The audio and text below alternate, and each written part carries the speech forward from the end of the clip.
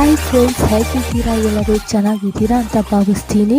Welcome back to my YouTube channel. Friends, ನಾವು ವೇಣುಗೋಪಾಲ ಸ್ವಾಮಿ ದೇವಸ್ಥಾನಕ್ಕೆ ಹೋಗಿದ್ವಿ. ಆ ದೇವಸ್ಥಾನ ಯಾವ ರೀತಿಯಾಗಿದೆ, ಏನದರ ಇತಿಹಾಸ ಎಂಬುದನ್ನು ನಿಮಗೆ ತಿಳಿಸ್ಕೊಡ್ತೀನಿ ಬನ್ನಿ. ಶ್ರೀ ವೇಣುಗೋಪಾಲ ಸ್ವಾಮಿ ದೇವಾಲಯವು ಭಾರತದ ಆಂಧ್ರ ಪ್ರದೇಶದ ತಿರುಪತಿಯ ಪೂಜ್ಯ ಪಟ್ಟಣದಲ್ಲಿದೆ. ವೇಣುಗೋಪಾಲ ಸ್ವಾಮಿ ಎಂದು ಕರೆಯಲ್ಪಡುವ ಶ್ರೀ ಕೃಷ್ಣನಿಗೆ ಸಮರ್ಪಿತವಾಗಿರುವ ಈ ದೇವಾಲಯವು ಸಂಕೀರ್ಣವಾದ ಮತ್ತು ಪ್ರಾಚೀನ ದಕ್ಷಿಣ ಭಾರತದ ವಾಸ್ತುಶಿಲ್ಪ ಶೈಲಿಯನ್ನು ಪ್ರದರ್ಶಿಸುತ್ತದೆ. ಇದು ಕೃಷ್ಣನ ಜೀವನದ ವಿವಿಧ ದೃಶ್ಯಗಳನ್ನು ಚಿತ್ರಿಸುವ ಸುಂದರವಾದ ಕೆತ್ತನೆಗಳು ಮತ್ತು ವರ್ಣಚಿತ್ರಗಳಿಂದ ಅಲಂಕರಿಸಲ್ಪಟ್ಟಿದೆ.